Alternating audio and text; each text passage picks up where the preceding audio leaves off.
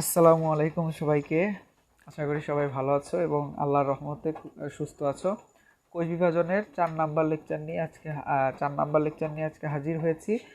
তাড়াতাড়ি খাতা কলম নিয়ে বসে পড়ো। আমরা এখনই 4 নাম্বার লেকচার শুরু করব। আগের 3টি লেকচার যদি না দেখে থাকো তাহলে অবশ্যই আগের 3টি লেকচার পড়ে আসবে, না করলেও সমস্যা নাই, এই লেকচার করলেও বুঝে যাবে। তাহলে আমরা আজকে কি পড়ব? গত ক্লাসে আমরা কোষচক্র শেষ করেছি আলহামদুলিল্লাহ। এখন আমরা মাইটোসিস কোষ বিভাজনটা শেষ করব। তাহলে আমরা হেডিং দেই মাইটোসিস।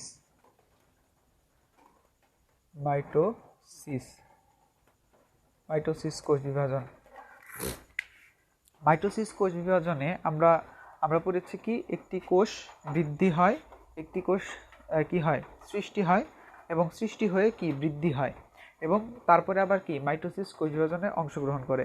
তাহলে কোষচক্রের আমরা দুটি ধাপ পড়েছি, দুটি অংশ পড়েছি। একটি হচ্ছে এম ফেজ, একটি হচ্ছে কি এম ফেজ বা মাইটোটিক ফেজ, আরেকটি হচ্ছে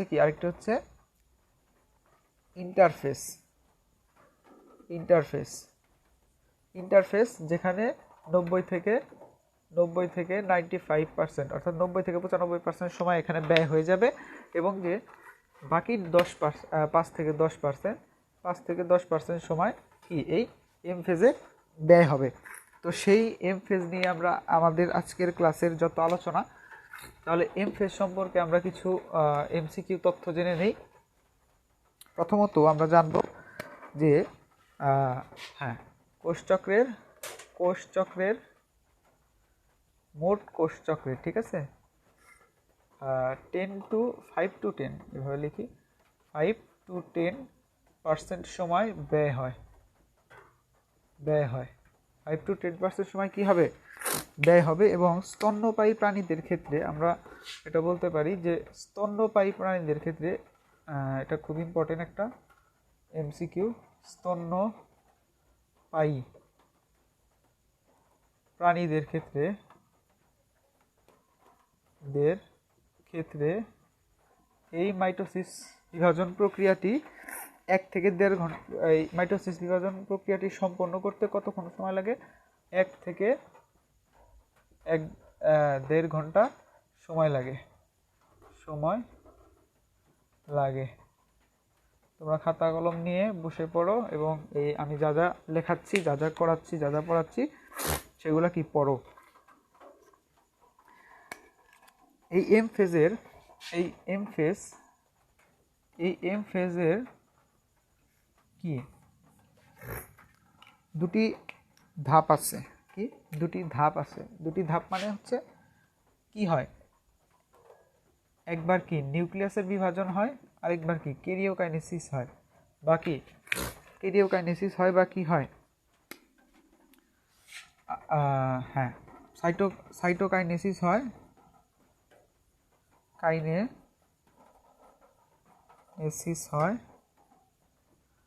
আর ক্যারিওকাইনেসিস হয়,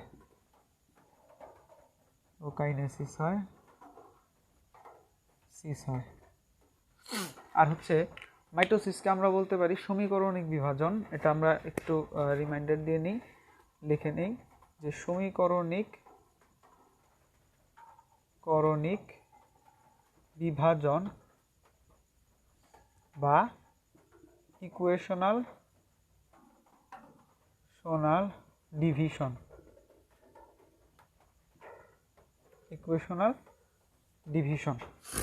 দেখো, অর্থাৎ মাইটোসিস, এটা আমরা একটু পরে আসছি, তার আগে একটু বেসিক দিয়ে নেই যে মাইটোসিস বিভাজনটি কি হয়। একটি কোষ থেকে দুটি অপত্য কোষের সৃষ্টি হয়, এবং 5টি জটিল প্রক্রিয়া সম্পন্ন করার পর এই দুটি কোষ সৃষ্টি হয়, অপত্য কোষ সৃষ্টি হয় 5টি জটিল প্রক্রিয়া সংগঠন হওয়ার পর। তো সেই ক্ষেত্রে এখানে মাতৃকোষের ক্রোমোজোম সংখ্যা এবং অপত্য কোষের ক্রোমোজোম সংখ্যা সমান থাকে। অপত্য কোষের ক্রোমোজোম সংখ্যা সমান থাকে, একে বলা হবে আমাদের কি মাইটোসিস বিভাজন, ঠিক আছে। অপত্য কোষের ক্রোমোজোম সংখ্যা মাতৃকোষের ক্রোমোজোম সংখ্যার সমান থাকে, তাহলে এটাকে কি বলা হয়? সমীকরণ বিভাজন বা ইকুয়েশনাল ডিভিশন। তারপরে এখন আমরা আসি যে সাইটোকাইনেসিস এবং ক্যারিওকাইনেসিস। আচ্ছা, তো ক্যারিওকাইনেসিস ঘটে বা নিউক্লিয়াসের বিভাজন ঘটবে 5টি ধাপে, তারপরেই তো সাইটোকাইনেসিস বা সাইটোপ্লাজমের বিভাজন হবে। তাহলে আমরা আজকে পড়ব ক্যারিওকাইনেসিস বা নিউক্লিয়াসের বিভাজন, এটি 5টি ধাপে ঘটে। 9, 10-এ পড়ে এসেছো। আমি আবার এখনও আমি বিস্তারিত বর্ণনা করব। তাহলে 5টি ধাপ কি? Prophase, prometaphase, metaphase,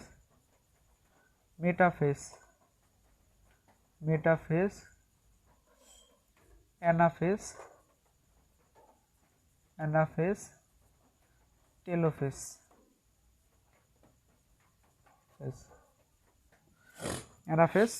telophase. খুবই গুরুত্বপূর্ণ, এগুলি পড়তে হবে।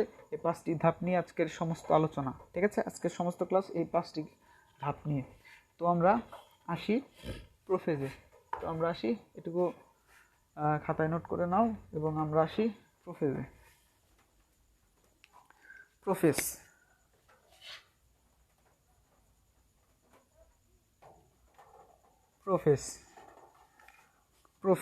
ঠিক আছে। প্রোফেজ, আচ্ছা।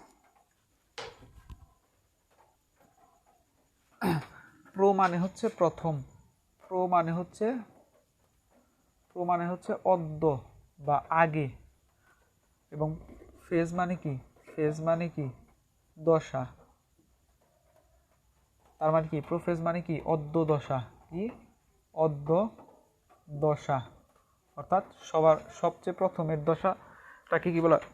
ক্যারিওকাইনেসিসের সবচেয়ে প্রথমের দশাকে বলা হয় প্রোফেজ। আমরা এখানে চিত্রটা আঁকি। এটা হচ্ছে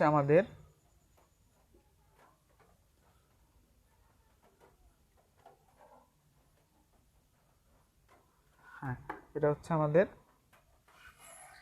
কোষ। এই কোষের এই যে একটা নিউক্লিয়াস এবং এই নিউক্লিয়াসের একটা নিউক্লিওলাস, এটা হচ্ছে কি? ক্রোমাটিড তন্তু বা ক্রোমাটিড বস্তু। ক্রোমাটিড তন্তু বা ক্রোমাটিড বস্তু। সর্বপ্রথম কি হবে? ক্রোমোজোমগুলো, এই যে এগুলো হচ্ছে ক্রোমোজোম, ক্রোমোজোম। তাহলে ক্রোমোজোমগুলো সংকুচিত ও মোটা হবে এবং খাটো হবে। সংকুচিত, মোটা এবং খাটো হবে। কি হবে? ক্রোমোজোমগুলো সংকুচিত, মোটা ও খাটো হবে। এইভাবে ক্রোমোজোমগুলো সংকুচিত, মোটা ও খাটো হবে। তাহলে কেমন দেখা যাবে এগুলোকে? ক্রোমোজোমগুলো সংকুচিত, মোটা ও খাটো হবে। ক্রোমোজোমগুলো কি? সংকুচিত, মোটা ও কি? খাটো হবে। সংকুচিত, মোটা ও খাটো হবে, ঠিক আছে। সংকুচিত, মোটা ও খাটো হবে। তাহলে প্রথমে কি হবে? ক্রোমোজোমগুলো সংকুচিত, মোটা ও খাটো হয়। কি? প্রথমে কি? ক্রোমোজোমগুলো কি হয়? সংকুচিত হয়, মোটা, খাটো হয়। তাহলে সংকুচিত, মোটা ও খাটো হয়। তাহলে সংকুচিত, মোটা এবং খাটো হয় যদি, তাহলে এই ক্রোমোজোমগুলো কি? দেখা যাবে না, স্পষ্ট হবে না। তাহলে কি? দেখতে স্পষ্ট হবে। কি হবে? দেখতে স্পষ্ট হবে। এবং এগুলো কিসের জন্য হয়? ক্রোমোজোম থেকে আমাদের কি হয়? ক্রোমোজোম থেকে জল বিয়োজন হতে শুরু করে বলেই আমাদের কি হয়? এই ঘটনাগুলো ঘটে, ঠিক আছে। তাহলে কি? তারপরে প্রথমে লিখতে পারি যে ক্রোমোজোমগুলোর কি? জল বিয়োজন হয়। আচ্ছা, এখানে লিখি ক্রোমোজোমগুলোর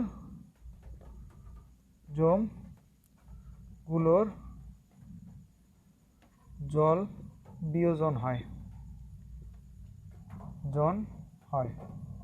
ক্রোমোজোমগুলোর কি হয়? জল বিয়োজন হয়। দেখো, রঞ্জক ধারণ ক্ষমতা বাড়ে, এগুলো কি? দৃশ্যমান হয়, এবং রঞ্জক ধারণ ক্ষমতা বাড়ে। বাড়ে। তারপরে কি হয়, সেন্ট্রোমিয়ার ব্যতীত, এই সেন্ট্রোমিয়ারটা ব্যতীত, দেখো সেন্ট্রোমিয়ার ব্যতীত লম্বালম্বি দুটি অংশে ভাগ হয়ে যাবে। সেন্ট্রোমিয়ার ব্যতীত লম্বালম্বি দুটি অংশে কি হবে, ভাগ হয়ে যাবে।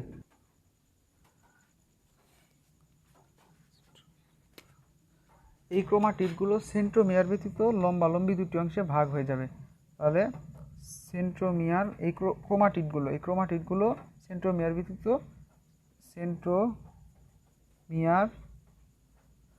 ব্যতীত লম্বালম্বি ভাগ হয়ে যাবে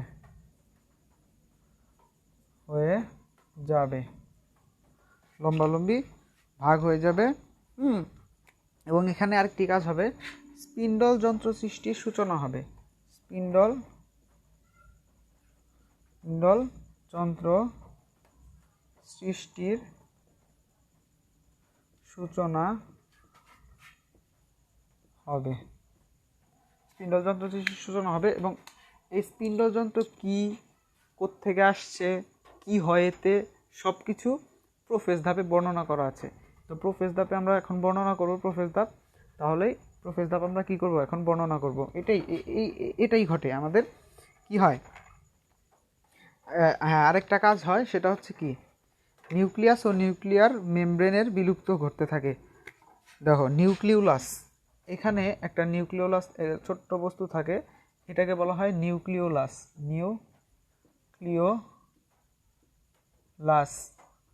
এবং এটা হচ্ছে নিউক্লিয়ার মেমব্রেন।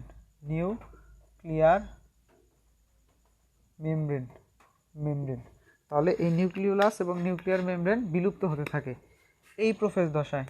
তাহলে কি বলবো, প্রোফেজ দশা বা অর্ধদশা। তাহলে প্রোফেজ দশায়, এই দশায় নিউক্লিয়াস না কিন্তু নিউক্লিওলাস, এই গোল অংশটাকে বলা হয় নিউক্লিওলাস। এবং নিউক্লিয়ার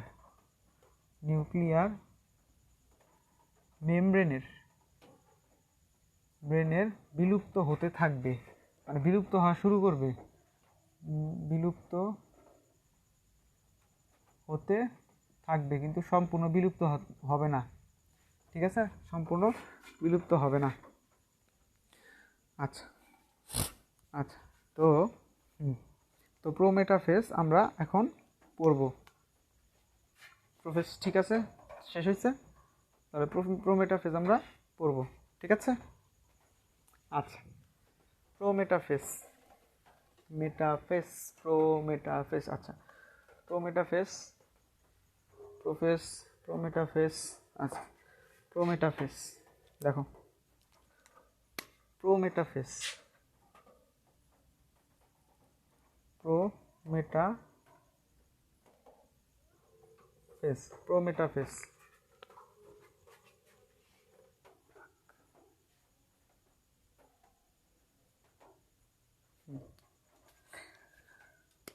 প্রো মানে কি, প্রো মানে হচ্ছে প্রাক, হ্যাঁ, মেটা মানে কি মধ্য,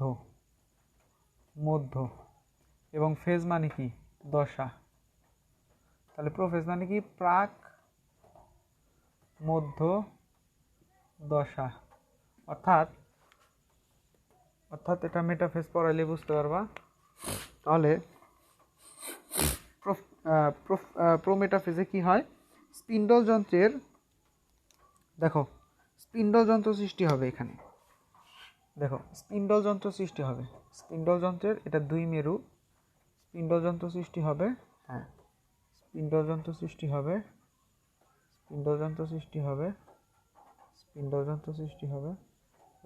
স্পিন্ডল ফাইবার বা স্পিন্ডল তন্তু এগুলো সৃষ্টি হবে। এবং এইদিকে তো এগুলা কোষের, এগুলো আছেই। তো স্পিন্ডল যন্ত্র এটা হচ্ছে মেরু, এটা হচ্ছে কি মেরু, ঠিক আছে, দুটি মেরু থাকবে, মেরু, এটা কি মেরু, এটাও কি মেরু, দুটি মেরু থাকবে, দুটি মেরু থাকবে। এবং এই যে এই মধ্যদশা, এটাকে বলা হয় আমাদের এই দুই মেরুর মাঝখানের অংশকে বলা হয় বিষুব অঞ্চল, বিষুব অঞ্চল, বিষুব অঞ্চল। স্পিন্ডল যন্ত্রের দুই মেরুর মধ্যবর্তী অংশকে কি বলে? স্পিন্ডল যন্ত্র তোমার হচ্ছে কি বলে? বিষুবীয় অঞ্চল বলে। স্পিন্ডল যন্ত্রের এক মেরু হতে অপর মেরু পর্যন্ত বিস্তৃত। দেখো, স্পিন্ডল ফাইবার বা স্পিন্ডল তন্তু, এটাকে বলা হয় স্পিন্ডল তন্তু। এই যে প্রত্যেকটা ফাইবার না, স্পিন্ডল তন্তু, এটাকে বলা হয় কি? স্পিন্ডল তন্তু। দা এই মেরু থেকে এই মেরু পর্যন্ত বিস্তৃত, এই মেরু থেকে কি এই মেরু পর্যন্ত বিস্তৃত। হ্যাঁ, এটাকে বলা হয় স্পিন্ডল তন্তু। হ্যাঁ, যে তন্তুগুলোর সাথে দেখো, এই যে স্পিন্ডল তন্তু, এই স্পিন্ডল তন্তুর যে তন্তু সবার সাথে কিন্তু যুক্ত থাকবে না, যে তন্তুর সাথে যুক্ত থাকবে তাকে আমরা বলবো কি? Traction fibre. তাকে আমরা কি বলবো? Traction fibre. তাইলে এইখানে ধরো একটা যুক্ত আছে,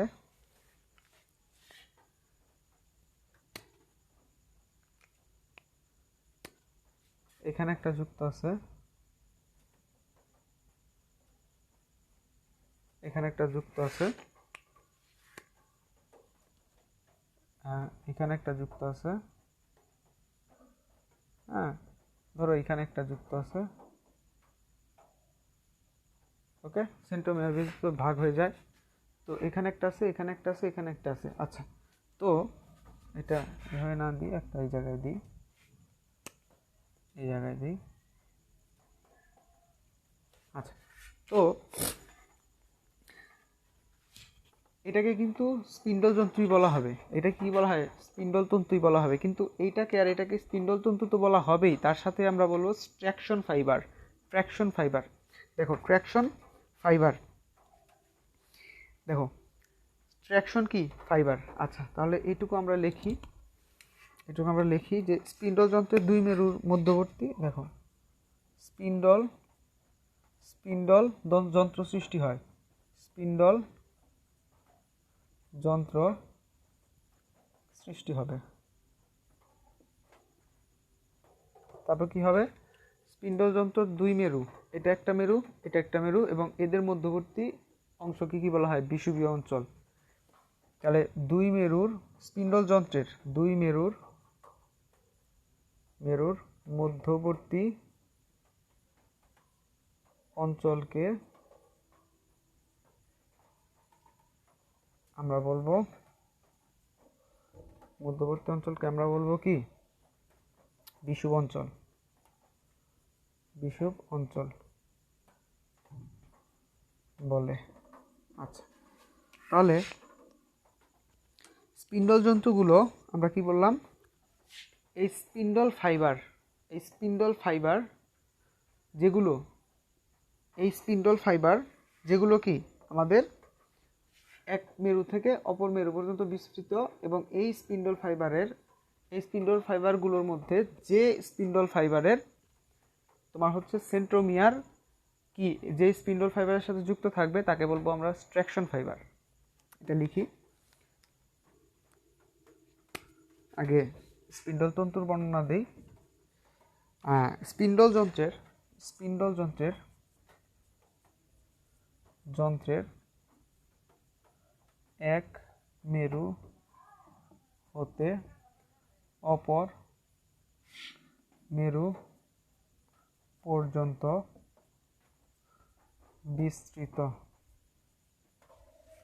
বিস্তৃত তন্তুগুলোকে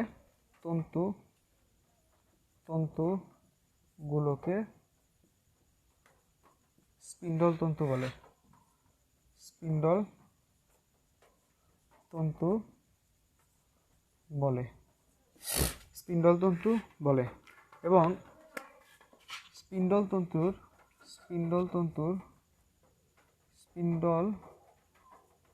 তন্তুগুলোর মধ্যে যে তন্তুগুলোর সাথে সেন্ট্রোমিয়ার ক্রোমাটিডগুলো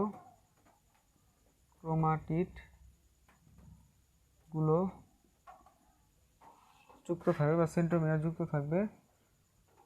থাকবে তাকে আমরা কি বলি, তাকে কি বলা হয়, তাকে ট্র্যাকশন ফাইবার বলে। ট্র্যাকশন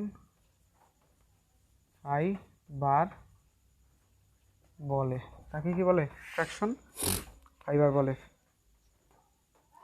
দেখো ট্র্যাকশন ফাইবার বলে।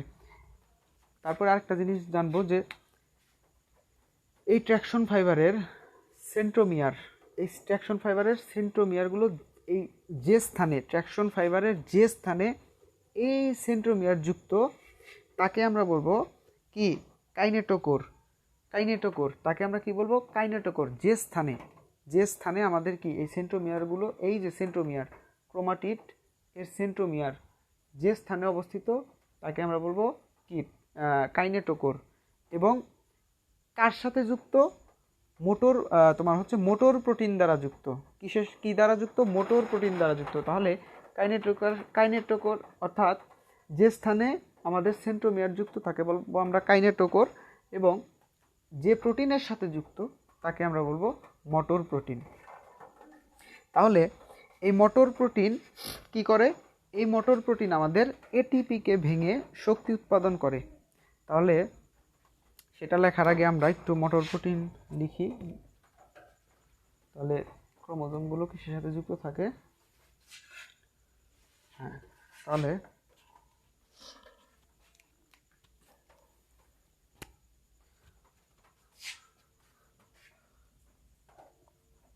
সেন্ট্রোমিয়ার, ট্র্যাকশন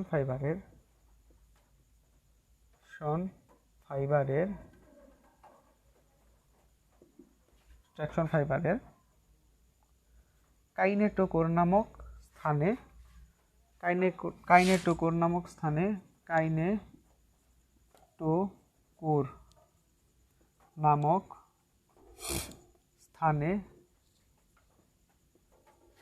মোটর প্রোটিন দ্বারা যুক্ত থাকে। মোটর প্রোটিন দ্বারা যুক্ত থাকে, ঠিক আছে।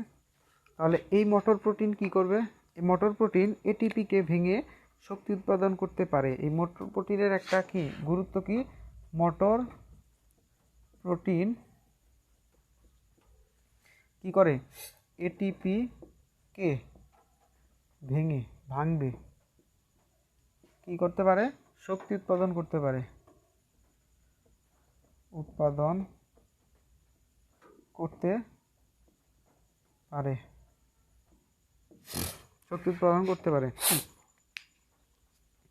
ক্রোমোজোম স্পিন্ডল তন্তুর সাথে যুক্ত হওয়ার সময় কি এক ধরনের আন্দোলন করে, মানে আন্দোলিত হয়, একে বলা হয় ক্রোমোজোমাল নৃত্য। তাহলে কি বলবো, ক্রোমোজোমাল নৃত্য। দেখো ক্রোমোজোম স্পিন্ডল তন্তুর সাথে যুক্ত হওয়ার সময় ক্রোমোজোম স্পিন্ডল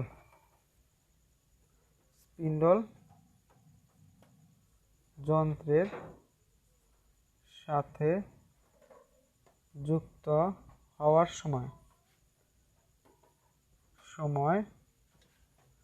কি আন্দোলিত হয়,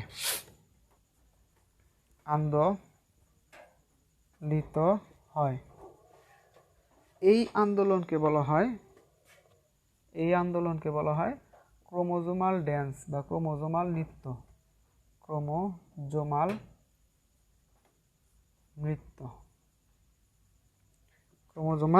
নৃত্য। তারপরে আর একটি মাত্র ঘটনা ঘটে। কি ঘটনা ঘটে, এখানেও নিউক্লিওলাস এবং কি নিউক্লিয়ার মেমব্রেনের বিলুপ্ত ঘটতে থাকে। কি ঘটে, এই জায়গায় এটা যদি একটা কোষ হয় এরকম, হ্যাঁ, এখানে থাকবে নিউক্লিওলাস, যেটা কি বিলুপ্ত হতে থাকবে। তাহলে কি এখানেও বিলুপ্ত কিন্তু হয় না, বিলুপ্ত হতে থাকে। তাহলে এইখানেও নিউক্লিওলাস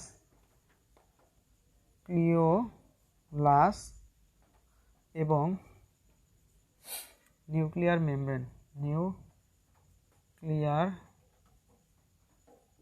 মেমব্রেন বিলুপ্ত হতে থাকে।